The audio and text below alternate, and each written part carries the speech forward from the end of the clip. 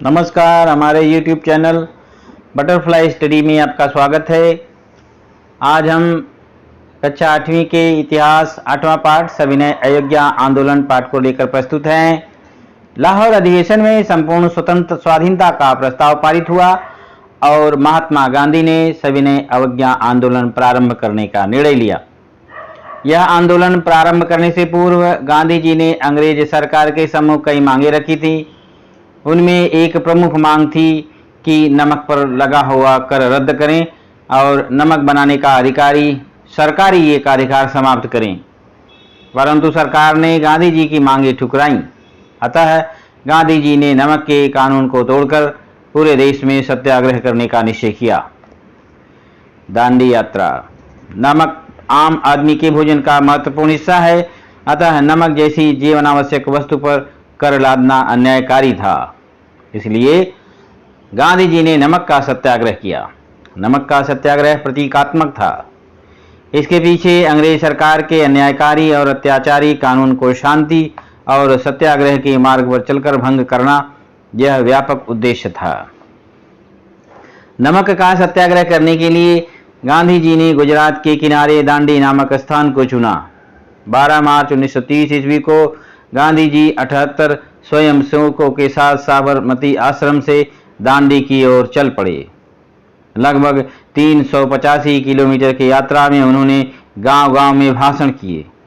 अपने भाषणों में उन्होंने जनता को निर्भीक होकर अवज्ञा आंदोलन में सम्मिलित होने का आह्वान किया। गांधी जी के भाषणों के फलस्वरूप अवज्ञा भंग का संदेश सभी ओर फैल गया। 5 अप्रैल 1930 ईस्वी को गांधी जी दांडी पहुंचे। 6 अप्रैल को गांधी जी ने दांडी के समुद्र किनारे का नमक उठाकर कानून का भंग किया और पूरे देश में सविनय अवज्ञा आंदोलन प्रारंभ हुआ। पेशावर का सत्याग्रह। पश्चिमोत्तर सीमा प्रांत में खान अब्दुल गफ्फार खां गांधी जी के निष्ठावान अनुयायी थे। वे सरहदी गांधी के रूप में भी जाने जाते थे। उन्होंने खुदाए खिदमतगार नामक संगठन की स्थापना की थी। 23 अप्रैल 1930 ईस्वी को उन्होंने पेशावर में सत्याग्रह प्रारंभ किया। पेशावर शहर लगभग एक सप्ताह तक सत्याग्रहियों के नियंत्रण में था। सरकार ने गढ़वाल पलटन को सत्याग्रहियों पर गोली चलाने का आदेश दिया, परंतु गढ़वाल पलटन के अधिकारी चंद्र सिंह ठाकुर ने गोली चलाने से इनकार किया। अतः उन्हें सैनिकी न्यायालय से कठोर दंड दिया। महात्मा गांधी द्वारा प्रारंभ किए गए सविनय अवज्ञा आंदोलन के कारण अंग्रेज सरकार के सम्मुख बाधा उपस्थित हुई।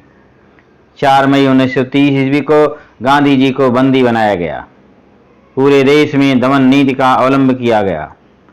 गांधी जी को बंदी बनाए जाने की संपूर्ण देश में निंदा और भर्त्सना की गई। सोलापुर का सत्याग्रह। सोलापुर में हुए सत्याग्रह में मिल श्रमिक अग्रसर थे।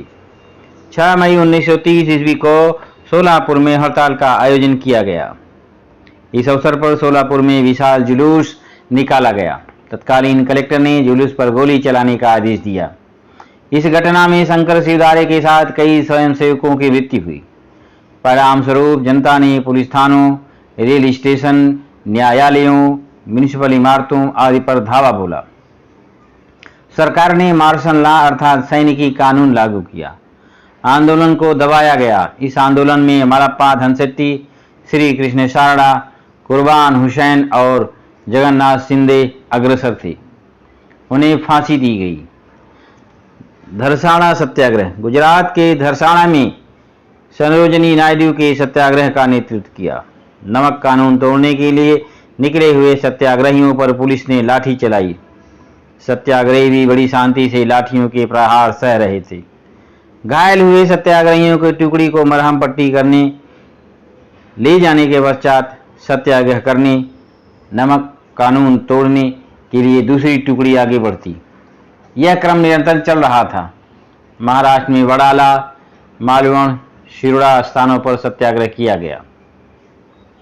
जहां नमक सार नहीं थी, वहां लोगों ने जंगल से संबंधित कानून तोड़ना प्रारंभ किया। महाराष्ट्र में बिलासी, संगमनेर, कलवण, चिरनेर, पुषद आदि स्थानों पर जंगल सत्याग्रह हुए। आदिवासियों ने बड़ी संख्या में जंगल सत्याग्रह में हिस्सा लिया। बाबू गेनू का बलिदान। मुंबई में विदेशी वस्तुओं के बहिष्कार का आंदोलन चल रहा था। विदेशी वस्तुओं की ढुलाई करने वाले वाहनों को आंदोलनकारी रोक रहे थे। मुंबई के मिल में काम करने वाले बाबू गेनू शायद इस आंदोलन में अग्रसर थे। एक ट्रक विदेशी वस्तुओं को पुलिस बंदोबस्त में ले जा रहा था। बाबू गेनू उस ट्रक के आगे आ गए और ट्रक को रोकने के लिए वे सड़क पर लेट गए। पुलिस ने उन्हें चेतावनी दी, फिर भी वे अपने स्थान से हिले नहीं। अंत में ट्रक उनके शरीर को कुचलकर आगे बढ़ गया। इस घटना में बाबू गेनू ने अपना बलिदान दिया। बाबू गेनू का बलिदान राष्ट्रीय आंदोलन के लिए प्रेरणादायी रहा।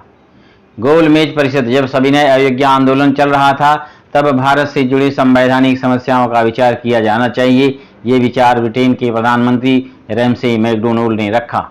इसके लिए उन्होंने लंदन में एक परिषद का आयोजन किया। इस परिषद को गोल मेज परिषद कहा जाता है। 1930 ईस्वी से 1932 ईस्वी के बीच 3 गोल मेज परिषदों का आयोजन किया गया। प्रथम गोल मेज परिषद। रैमसे मैकडोनाल्ड प्रथम गोल मेज परिषद के अध्यक्ष थे। इस परिषद में भारत तथा इंग्लैंड के विविध प्रतिनिधि उपस्थित थे। उसमें डॉक्टर बाबा साहेब अम्बेडकर, सर तेज बहादुर सप्रू, वरिष्ठ जिन्ना आदि का समावेश था। इस परिषद में केंद्रीय स्तर पर उत्तरदायी शासन पद्धति, भारत में संघराज्य की स्थापना जैसे विविध विषयों पर विचार विमर्श हुआ। इस परिषद में विविध राष्ट्रीय दलों और रियासतों के प्रतिनिधि उपस्थित थे, परंतु इसमें राष्ट्रीय कांग्रेस ने भाग नहीं लिया था। राष्ट्रीय कांग्रेस देश की प्रातिनिधिक संस्था थी। उसके सहभाग के बिना गोलमेज परिषद में हुई चर्चा विफल रही।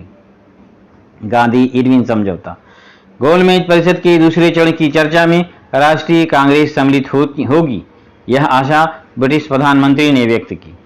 प्रधानमंत्री के आह्वान को ध्यान में रखकर वायसराय ने गांधी जी और अन्य नेताओं को कारावास से रिहा किया। राष्ट्रीय कांग्रेस मुक्त रूप से चर्चा कर सके, इसके लिए अनुकूल वातावरण निर्माण किया गया। महात्मा गांधी और वायसराय इरविन के बीच समझौता हुआ। इसी को गांधी इरविन समझौता कहते हैं। इस समझौते के अनुसार ब्रिटिश सरकार ने भारत के प्रस्तावित संविधान में जिस शासन पद्धति को स्वीकार किया उसे मान्य करने का आश्वासन दिया। परिणाम स्वरूप राष्ट्रीय कांग्रेस ने सविनय अवज्ञा आंदोलन को स्थगित किया और द्वितीय गोलमेज परिषद की चर्चा में सहभागी होना स्वीकार किया। द्वितीय गोलमेज परिषद। 1931 ईस्वी में द्वितीय गोलमेज परिषद का आयोजन किया गया। इस परिषद में राष्ट्रीय कांग्रेस के प्रतिनिधि के रूप में महात्मा गांधी उपस्थित थे। राष्ट्रीय कांग्रेस के साथ साथ भारत को विभिन्न जातियों, जनजातियों, दलों तथा रियासतदारों के प्रतिनिधियों को भी बुलाया गया था। गोलमेज परिषद में सरकार ने अल्पसंख्यकों का मुद्दा उपस्थित किया। इस मुद्दे को लेकर और भावी संघराज्य के संविधान के स्वरूप को लेकर मतभेद निर्माण हुए। गांधी जी ने सभी में एकमत निर्माण करने का प्रयास किया, परंतु वे विफल रहे। अंततः निराश होकर गांधी जी भारत लौट आए। पुणे समझौता। डॉक्टर बाबा साहब अम्बेडकर ने गोलमेज परिषदों में दलितों का प्रतिनिधित्व किया था। उनमें उन्होंने दलितों के लिए पृथक निर्वाचन क्षेत्र की मांग की थी। द्वितीय गोलमेज परिषद के बाद ब्रिटिश प्रधानमंत्री रैमसे मैकडोनाल्ड ने जाति के आधार पर पृथक निर्वाचन क्षेत्रों की घोषणा की। तदनुसार हिंदू समाज का विभाजन होना निश्चित था और ऐसा विभाजन गांधी जी को मान्य नहीं था। अतः उन्होंने इस निर्णय के विरुद्ध येवड़ा जेल में आमरण अनशन प्रारंभ किया। राष्ट्रीय कांग्रेस के नेताओं ने डॉक्टर बाबा साहब अम्बेडकर से उनके द्वारा की गई मांग पर पुनर्विचार करने की प्रार्थना की। राष्ट्रीय हित को ध्यान में रखते हुए डॉक्टर बाबा साहब अम्बेडकर ने इस प्रार्थना को स्वीकार किया। 1932 ईस्वी में महात्मा गांधी और डॉक्टर बाबा साहब अम्बेडकर के बीच पुणे में समझौता हुआ। यह समझौता पुणे समझौता के रूप में प्रसिद्ध है। इस समझौते के अनुसार दलितों के लिए पृथक निर्वाचन क्षेत्रों के स्थान पर आरक्षित प्रतिनिधित्व देने का प्रावधान किया गया। तीसरी गोलमेज परिषद। नवंबर 1932 ईस्वी में इंग्लैंड में तीसरी गोलमेज परिषद बुलाई गई, परंतु राष्ट्रीय कांग्रेस ने इस परिषद का बहिष्कार किया। परिणाम स्वरूप यह परिषद विफल रही। सविनय अवज्ञा आंदोलन का दूसरा चरण। द्वितीय गोलमेज परिषद से गांधी जी उद्विग्न से भारत लौटे। उन्होंने सविनय अवज्ञा आंदोलन पुनः प्रारंभ करने का निर्णय लिया। सरकार ने गांधी जी को तुरंत बंदी बना लिया। परिणामतः जनता में असंतोष उत्पन्न हुआ। सरकार ने इस आंदोलन को अमानुष दमन नीति से उत्तर दिया। सभी और नागरिकों के अधिकारों को कुचला गया। राष्ट्रीय कांग्रेस और उसके सहयोगी संगठनों को अवैध घोषित किया गया। उनके कार्यालयों और राशियों को अपने नियंत्रण में कर लिया गया।